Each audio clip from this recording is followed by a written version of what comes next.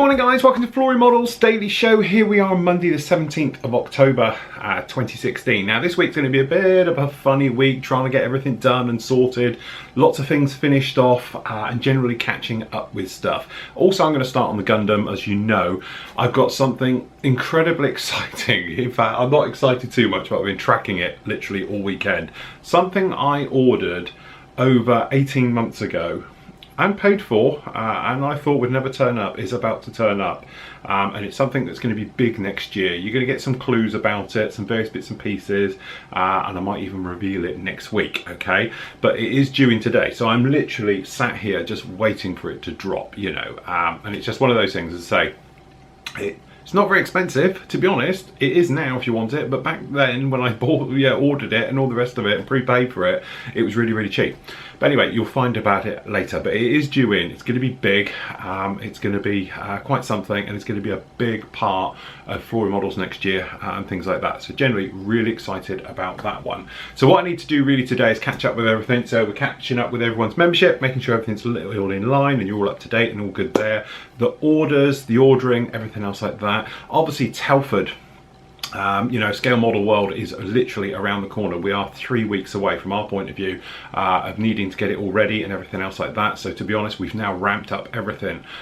So obviously we've got all the stuff coming in for it, all the bits and pieces, the promo stuff, literally everything, right the way down to the tablecloths that we use on the stand and all things like that. We've got to get it all in place. And to be honest, we were even confirming the rooms were all booked and paid for and everything else last night as well. So bit of a run around to say the least. So we've got all of those things because we don't want to be in that situation as we are every year when Scale Model World comes around, that we get to sort of Wednesday, Thursday and it's chaos because we need to get stuff and all the rest of it. We want to take a nice, easily, leisurely route to Scale Model World this year. So we want to get everything in ready, it's ready to go, perhaps a week in advance. That would be nice. It's never going to happen. It never happens.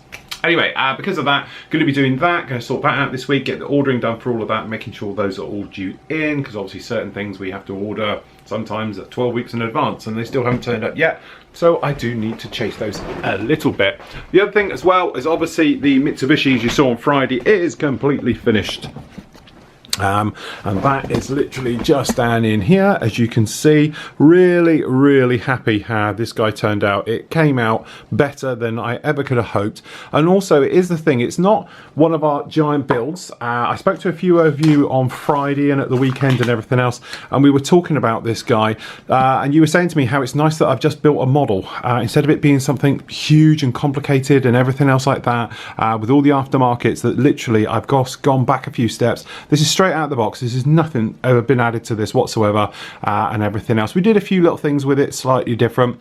Post shading, normally I don't go around post shading like we did on this guy, but we've done quite a bit of post shading on this one just to make it a little bit different. But it just shows that you don't need to spend hundreds of dollars on extras and aftermarkets and decals, that you can just go out, buy a kit, put it together, okay, and you can come away from it. And I was talking to one member about it quite a bit, and he was saying how it's nice to, you know, from his point of view, he's sort of relatively new back to the hobby, that he's been able to sort of follow along, or he is following along with this build, and it's everything that he is capable of doing because he's got the tools, he's got the equipment and all the bits and pieces to produce what I've done here. And as he says, it's probably never going to be as good, although I'm sure it will be, okay, but he was saying it gives you a lot more to aspire to, that it is something that he could do in time and learning about it. And he's only built a couple of models so far, but they're all fantastic, and I won't embarrass him by mentioning his name and all the rest of it.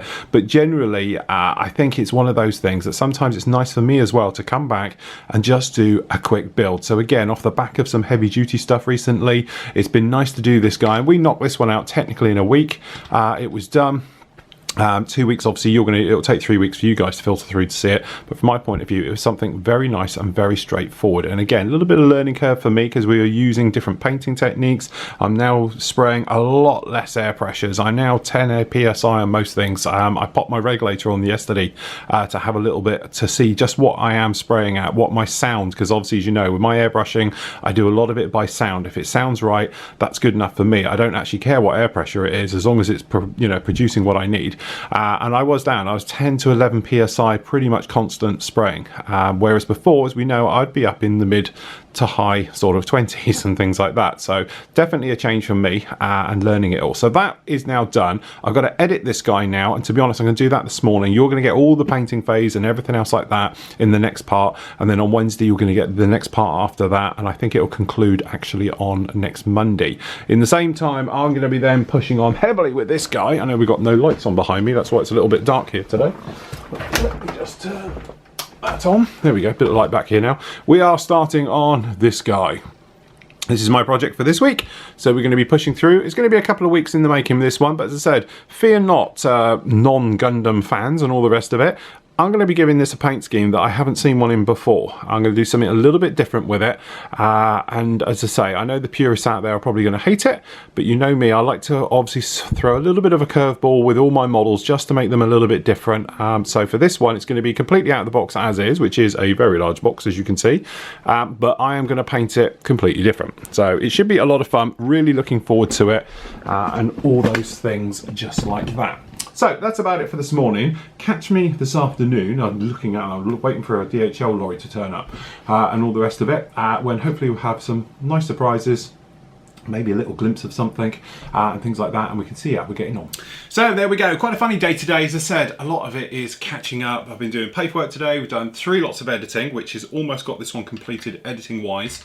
Okay, so you're going to get the next part of this up with you now, which is obviously part 3, and it basically covers primer, pre-shading, and putting on the base coat under the bottom, which we actually did with MRP paints. Now, due to a small technical problem, the camera didn't record in the last part, but you're going to get the gist of it, and we've got the other camera angle to get it as well. I've covered this as a complete, i.e. it's not like a, and then we mixed up paint, squirted it on, and here it is done. I've actually shown you fully about all those different sections, because obviously it's quite a quick build, so that enables me to spend more time showing you specialist things. So just putting down a standard primer coat, trying to get a nice smooth, talking about obviously starting off with a nice light dust coat just to give it some grip, and then coming in with heavier coats to give that nice smooth finish, and then seam checking. Then we talk about obviously pre-shading. Love it or hate it, still love it, but I only did it on the underside, so we did it down the bottom here just to give some shadowing and some sort of details around there just to get us going, and then obviously we put down that bit of paint. On Wednesday you'll get the next one, which then it talks about all about doing the camo, and on this one again we speak about doing freehand camo, and it's worth giving it a go. Don't sort of, you know, be too put off with it. Even if you've had a hard time with camos in the past, have a watch of this one. We talk about obviously making a good paint mix, getting good pressure, good flow, and then how to do it, just the different angles to work out, shooting into the middle of the model at all times and avoiding oversprays and things like that. And then when it does go wrong, to be honest, in part 5, you'll show how to repair it, how to fix things, how to change things, and how everything isn't the end of the world at the end of the day. We all make mistakes, it all goes wrong, and then we can fix it. It doesn't totally go wrong on this, but I make a few subtle just changes, like the entire front end of it, and everything else. So anyway, it is basically all about the painting job on this, and then obviously what we do in part 7, which will probably be the last part, it's going to be a nice quick build with this one. We're going to talk about a fast, easy weathering job. So obviously you saw the wash on Friday's show as part of that. Obviously it's going to get one of those, but then we talk about post shading and some detail painting jobs and some detail weathering and streaking and various things like that, which will complete the build, which means it's going to be quite a fast, punchy build, but specialising more in paintwork, airbrushing and stuff like that. So anyway, I must admit, thoroughly enjoyed it, and that is now my finished entry into the Big into Japan group build. Absolutely loved it. I'm a massive fan of that aircraft. It just looks the part. So what that means is now I've got everything out of the way. I've done all my paperwork, all my jobs, all my editing and everything else. I'm bang up to date. So that means tomorrow morning, first thing, we will be starting this guy. And as I said before, we've been on about it now for months, or it feels like it, doesn't it? But what we're going to do is push on with this one hugely, because I'm totally clear. So I'm going to basically put all my resources into this for 2 whole weeks to see how far we get on. It is going to be quite a big build, but it's very repetitive. So like if I show you the left leg, we're not really going to see the right because you don't need to. It's the same with other bits on this one. So don't think you're going to get bogged down in tons of building all about this one. Again, this one's going to be more about how I'm going to be building it and how I'm going to be weathering it, as opposed to perhaps the traditional way of doing it, shall we say. and everything else like that. But definitely it has been or going to be a really exciting build to do this one, so I'm really looking forward to it, something a little bit different. I've already had people saying, so Phil, what are you building after that? I have got a few things in the wings. Obviously me and Steve are going to be sort of doing Boba Fett, Slave 1, things like that. That's going to be part of our Saturday build, so that'll be starting with you next Saturday. We're going to be banging on with that one, pushing through now that we've actually finished the helicopters. And then what I'm going to do is I've got a couple of kits I would like to do as type of like this one's quite speed build, so we're not going to hang around too long in certain areas, so we can focus on different types of paint effects, weatherings, stuff like that. As I say, I still want to do before the end of the year out is a few jobs, and one of them is doing a sort of natural metal finish. I want to have a go with that, talk about that one, perhaps using MRPs and other people's metallizers to have a go on that. So I still haven't made my mind up really if we're going to redo the Mustang. I'd like to. I do like the Mustang and I think it'll look lovely repainted, or doing something completely new, and I have got a few options out there. I've got a couple of sabers around. We've got the Ultimate Saber, we've got the 32nd Saber, things like that. Not too sure which way we're going to go with that one yet, but really looking forward to it.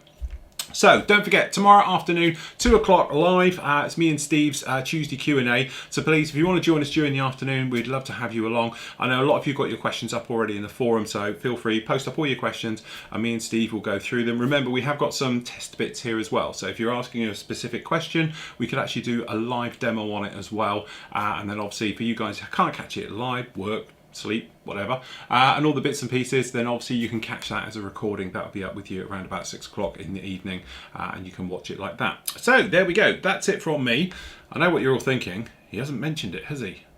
The elephant that's in the room, but it's over there, but I'm supposed to not show you and things, but well, here's a glimpse.